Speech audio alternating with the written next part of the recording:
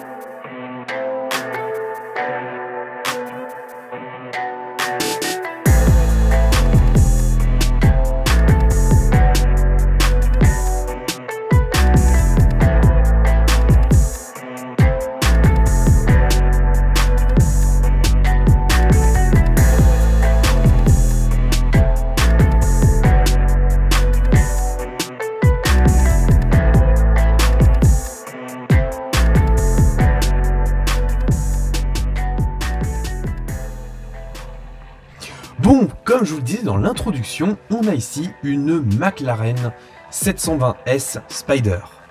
Avant de parler de la miniature un peu plus en détail, je vais vous reparler un petit peu du modèle. Alors déjà, McLaren, c'est un nom emblématique, c'est un nom incroyable, c'est un nom qui fait rêver, c'est l'élégance et la sportivité à l'anglaise, c'est juste incroyable. Les McLaren, elles sont surtout connues pour la célèbre F1 et sa déclinaison, la F1 GTR, qui est une sportive complètement délurée avec 3 places à l'avant, un moteur délicieux. Enfin bref, je pense que beaucoup d'entre nous rêvent de cette voiture. Ici, on est sur la 720S Spider. C'est un modèle relativement récent qui est commercialisé depuis fin 2018 et elle succède en fait à la 650S.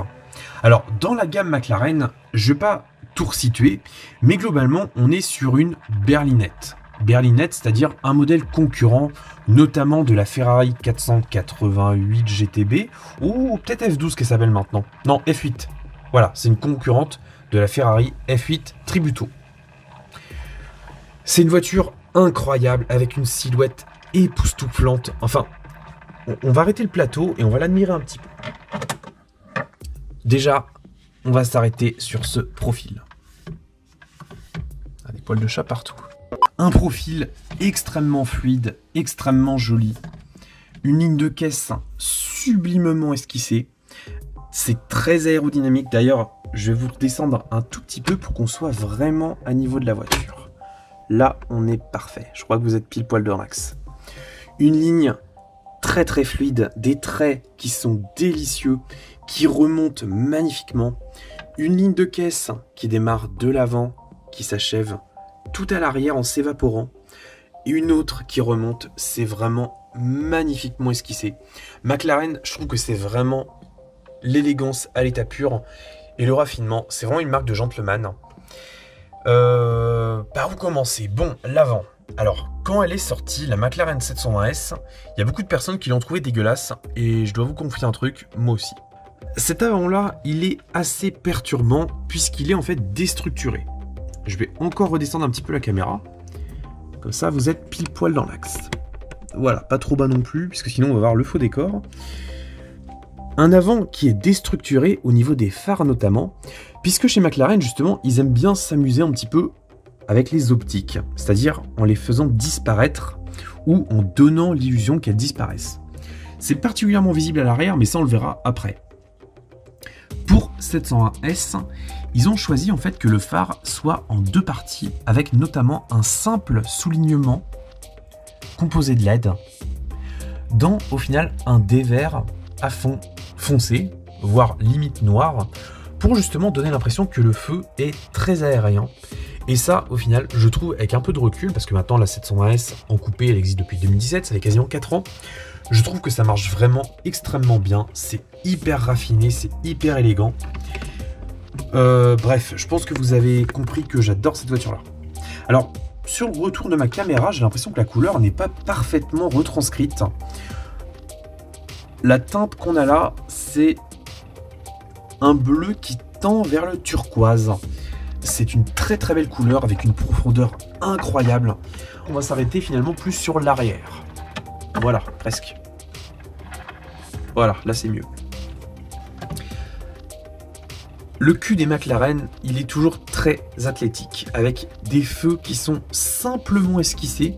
Alors, fait amusant, pour cette miniature GT Spirit là, le feu, j'ai l'impression que c'est une simple décalcomanie sur un fond noir.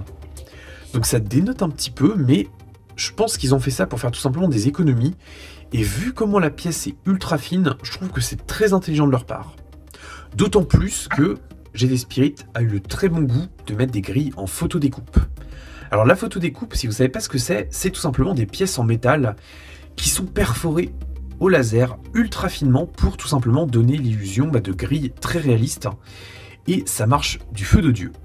Le logo McLaren qui est sobrement appliqué à l'arrière, 2 sorties d'échappement, un diffuseur toujours aussi sexy et une grille à l'arrière qui elle par contre est totalement pleine. Alors ouais, petit détail dérangeant, mais la miniature généralement on la regarde à cette hauteur là. Donc le fait que la grille soit pleine à l'intérieur, c'est pas dérangeant. On peut pas en vouloir à GT Spirit parce que ils savent faire la photo découpe, donc s'ils avaient voulu, ils auraient pu. Mais ils ont un cahier des charges et un budget à tenir, c'était pas forcément jouable, c'est pas si grave. Parlons maintenant du profil, enfin non, j'ai déjà dit que j'en ai déjà parlé, on va parler de l'intérieur. Alors GT Spirit, c'est un fabricant de voitures miniatures en résine, donc il n'y a malheureusement pas d'ouvrant, mais si vous aviez pu ouvrir les portes de cette McLaren 720S, vous auriez su qu'elles étaient en élytre. C'est-à-dire qu'il y a un axe de fixation là, qui permet en fait de lever la porte pour y accéder. Ça participe au charme. Un intérieur, alors là, qui a largement participé à mon coup de foudre, c'est un intérieur crème, limite marron, qui contraste parfaitement avec la couleur extérieure. Alors on a des jeux de matière qui sont assez intéressants. Au sol, je découvre en même temps que vous qu'il y a de la feutrine.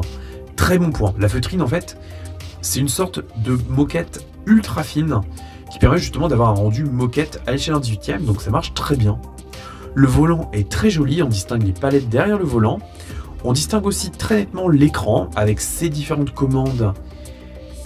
Le bouton de démarrage à fond rouge, la console centrale qui est clairement orientée vers le conducteur. C'est extrêmement joli, l'assise elle est parfaitement exécutée. Alors ça fait quand même assez plastique dans le traitement, malgré la couleur. Mais on s'y arrête pas plus que ça, donc c'est pas si dérangeant que ça. Les ajustements sont très bons dans l'ensemble. Il y a quelques légères imperfections, mais quand je dis légères, c'est vraiment histoire de trouver un défaut à cette miniature. À l'arrière, on a un couvre... Ah tiens, comment on pourrait appeler ça? Une partie qui peut en fait se soulever pour libérer en fait le toit. Parce que sur les McLaren 720S Spider, on a un toit rétractable en carbone, ce qui permet de gagner un petit peu de poids. Et là où on voit que ça marche, c'est que malgré le fait que la 720S Spider elle pèse 50 kg de plus que le coupé, et bien les performances sont exactement les mêmes. Performance, on en parle. Le moteur, il est en position centrale arrière. C'est un moteur V8, biturbo. D'ailleurs, je vais vous mettre le plateau, ça va être un peu plus sympa pour vous. Ah, le plateau derrière, ça arrive. Le moteur, c'est donc un V8 biturbo de 4 litres qui développe la puissance de 720 chevaux, d'où le nom de 720S. Donc c'est un moteur extrêmement sonore, mais dans le bon sens du terme, qui délivre des performances assez incroyables. Alors à titre d'information, le 0 à 100 ne demande que 2 secondes 9, donc ce qui est vraiment remarquable. Pour un poids de 1332 kg, donc ce qui là encore pour la catégorie et la puissance est quand même pas dégueulasse, bien loin de là. Donc c'est un modèle qui mesure seulement que 4,54 m à l'échelle 1, donc on est clairement dans l'esprit des Ferrari 488 GTB et plus particulièrement F8. On a 770 Nm de couple et la boîte de vitesse, je pense que vous l'avez reconnu aux palettes, c'est une boîte à double embrayage et 7 rapports. Que dire de plus sur ce modèle? Eh ben, je pense qu'on peut parler des jantes, parce que j'en ai pas parlé. Donc on est sur des jantes qui sont très bien reproduites, avec 5 doubles branches. Les disques de frein, au début, je pensais qu'ils étaient en métal, mais en fait, je pense pas. Je pense que c'est simplement du plastique qui a été tampographié, mais ça rend hyper bien. Alors, petit bémol cependant, les disques et étriers sont liés ensemble l'un à l'autre.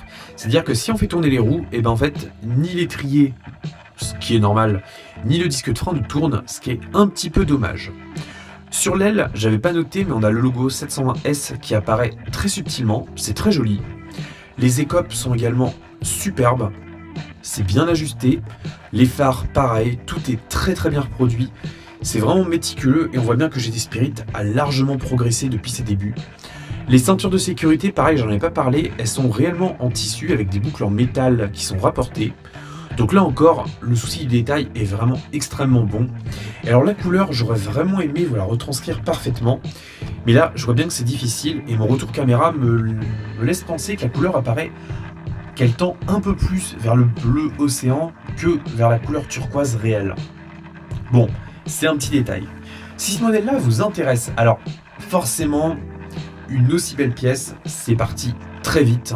Si vous souhaitez la réserver, la référence c'est GT304. Je vous recommande de regarder notamment sur eBay, mais également sur des boutiques de revendeurs. Si je peux, je vous mets un lien dans la description pour passer commande. Alors, on est sur une miniature en tirage très limité, bien sûr. Alors celle-là, je vous mets en bas le nombre d'exemplaires qui ont été produits. Donc c'est quand même relativement peu. Et ça montre bien, en fait, une certaine exclusivité voulue par GT Spirit, ce qui donne encore plus de charme au modèle. D'ailleurs, GT Spirit avait également reproduit ce modèle-là avec une peinture orange et un intérieur orange et un intérieur noir. Comme j'aime bien les belles configurations qui sortent de l'ordinaire, j'ai pas hésité longtemps et je suis parti sur celle-ci. Quant au prix du neuf, parce qu'il est quand même important de le préciser, c'est une miniature qui valait 100 €. Donc c'est un prix dans la bonne moyenne et par rapport à la qualité, je trouve que ça les vaut très largement. Sur ce, j'espère que cette vidéo vous aura plu. Si c'est le cas, n'hésitez pas à me le dire, à lâcher un petit pouce bleu et à mettre un commentaire. Je serai ravi de vous répondre. Sur ce, je vous dis à très bientôt, prenez soin de vous et de votre famille. Et bye bye.